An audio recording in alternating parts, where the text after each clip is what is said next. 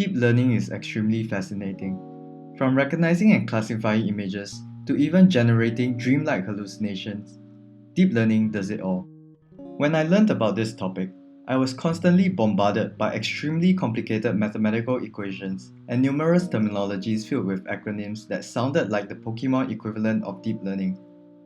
However, strip that all away, and deep learning actually becomes intuitive. Welcome to my animated guide to deep learning and convolutional neural networks. Let's look at the example of image classification. Here, we have a 9 by 9 square pixel colored image. To computers, images are simply a collection of numerical values, where each pixel of the image contains a set of numbers ranging from 0 to 255, denoting the red, green, and blue values that are combined to form a color. You can imagine the image being spliced into 3 layers like that of Photoshop, with each layer representing one of the 3 color values of the pixels.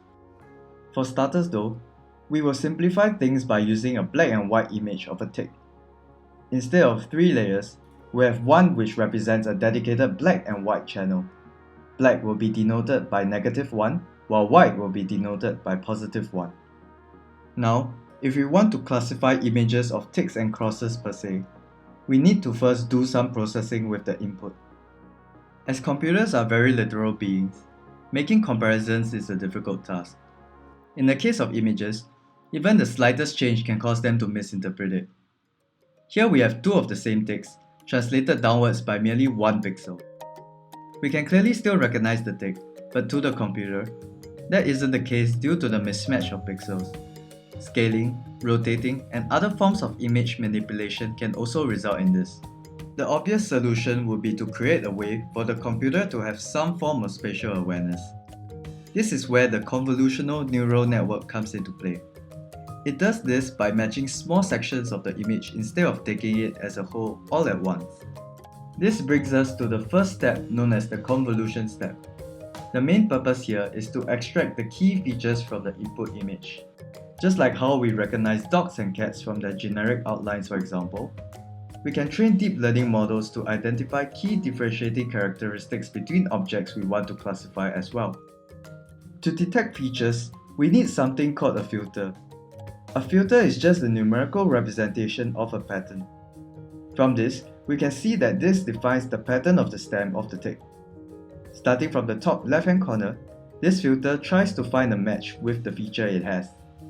Notice how this filter only cares about a small region at any point in time. This region is known as the receptive field. In order to find a match, the filter performs a series of mathematical operations on the section of the image it is looking at. Firstly, for each corresponding image and filter pixel, the values are multiplied together. Afterwards, there are summed to give a result. This value is then divided by the total number of pixels in the filter, giving us the average. The calculated result is then stored on 1 pixel in a feature map. We repeat this process for the whole image as the filter shifts step by step and executes the operation at each point. This sliding motion of the filter is what encapsulates the whole idea of convolution. The distance the filter moves at each step is known as the stride length, which in this case is 1.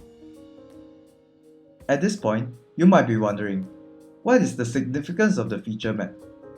A feature map is actually a spatial representation of how well the feature of our filter matches the image. An intuitive way of understanding the values on it is that 1 represents a complete match, while -1 signifies a complete mismatch. Whatever remaining values in between just signify a partial match. Think of the case where I have a totally black image and 2 random filters, one that is the same as the image while the other is pure white. Here, we observe that for images and filters which are identical, their values will be both the same sign, either positive or negative. This is why upon performing the series of mathematical operations, the value is 1. On the contrary, if the value is -1, it shows that the image and filter are polar opposites since a negative value can only be produced upon multiplying a positive and negative number. Now that we have a feature map for our original filter, we can do the same using a different filter that helps detect other features. The size of each filter and the number of filters we want to use can be customized accordingly. I'm using these two 3x3 filters for the sake of illustration. Just a side note, in the case of processing colored images with RGB channels, we can represent it as a cuboid in 3-dimensional space. The filter will then have to be 3-dimensional as well, as it follows the depth of the image. Since we have 3 color channels, the filter must be 3D. It does the same thing by convolving through the whole image and produces a 2-dimensional feature map that we can use for processing. Moving back on track, with the 2 feature maps that are produced from our filters for the tick, we have just created our first convolutional layer. As with all neural networks, there are multiple layers that are housed within it. Convolutional neural networks are no exception. After our first convolutional layer, we can add additional layers to process the stack of feature maps we have. Firstly, I'll add a layer to turn all the negative values in our feature maps into 0, which is a form of normalization that rectifies all the bad boys. This is known as the ReLU layer, which stands for Rectified Linear Unit. Why the complicated name for such a simple process? Because it is cooler that way. Additionally, we might also add a layer to do some downsizing to help with computational speed. One method is to just take the most significant value from an area, which is just the maximum value, and record it. This is known as the max pooling layer. In this case, my max pooling layer pulls a 2x2 pixel area and is set to have a stride length of 2, moving 2 pixels at a time and logging the values. We do this for both feature maps, and here is what we get. What we can do now is to perform another convolution step on top of our processed features. Yup, that's right, a convolution of the feature maps. We repeat and stack multiple layers on top of each other like a burger to form the meat of the convolutional neural network, increasing the complexity of the features which help with the image classification. Ending it off, we add a fully connected layer to interpret the results. This is essentially the generic neuron and synapses model that you commonly see to represent neural networks. To understand it intuitively, this is where the network decides on the importance of a certain characteristic. The more important it is, the heavier the weight, represented by the thicker lines, which means that the connection between the neurons is stronger. The first layer of neurons represents each individual pixel of the feature maps created after a series of convolution, ReLU, and pooling cycles, flattened into one dimension like such. The value of that pixel can be seen as the neuron's signal strength, with higher values representing a stronger signal. Hence, with stronger connections, a greater proportion of the signal emitted by this set of neurons can pass through. This last layer of neurons will tell us how confident it is in predicting a certain object.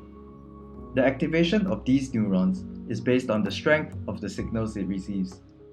Higher activations mean that the cumulative signals from previous neurons are stronger. Since we are deciding between 2 classes of objects, we will have 2 output neurons, one for the tick and one for the cross. An activation of 1 represents 100% confidence in classifying the image as whatever class it corresponds to, while 0 means a complete rejection. If you want, you can stack more layers of neurons in between to make your model more dynamic. Alright, so we know the mechanics of this deep learning machine. But how does this machine actually learn? The idea of training the model is just like how you train a pet to do tricks. If the pet does the trick well, you reward them with a treat. Well, for machines, that treat is defined in the form of a cost function. If they perform better, the cost function will be lower in value, which means that they are on the right track and vice versa. The neural network wants to minimize this cost as much as possible. To train the neural network, we need data which is called the training set. A training set contains a bunch of images, in our case ticks and crosses, which are labeled with the correct answer. Every time we feed the network an image, it will generate a response based on what it thinks the image is by passing through all the layers. From the output, the network evaluates itself and determines how far off it is from the correct answer. The network then adjusts the weights in order to attempt to steer itself in the right direction by finding the right combination to improve its accuracy. This is done through backpropagation and gradient descent, which involves a bit of calculus and will probably be covered in another video. But graphically, it is trying to make edits to take a slide down the cost function in order to eventually reach the local minimum. The rate in which it learns can be modified by changing its learning rate. We then use a validation set, which is a set of images not seen by the neural network, to check its performance after the training stage. This is just like letting the neural network take an exam and seeing how it does. We then train the model further if needed to get the best results possible. And there you have it. You now have an intuitive understanding of convolutional neural networks and deep learning. Hey everyone, hope that the visualizations and analogies help you understand this concept better. I know I simplified a lot of the learning process, but that really is the essence of how CNNs and deep learning work, minus the mathematical portion. In the future, I will probably be covering the things I briefly skimmed through in more detail. If you like what you see here, do like, comment and subscribe for more of such videos and exciting coding projects. Do check out my playlist for more code related animations as well. Thank you for watching and see you again.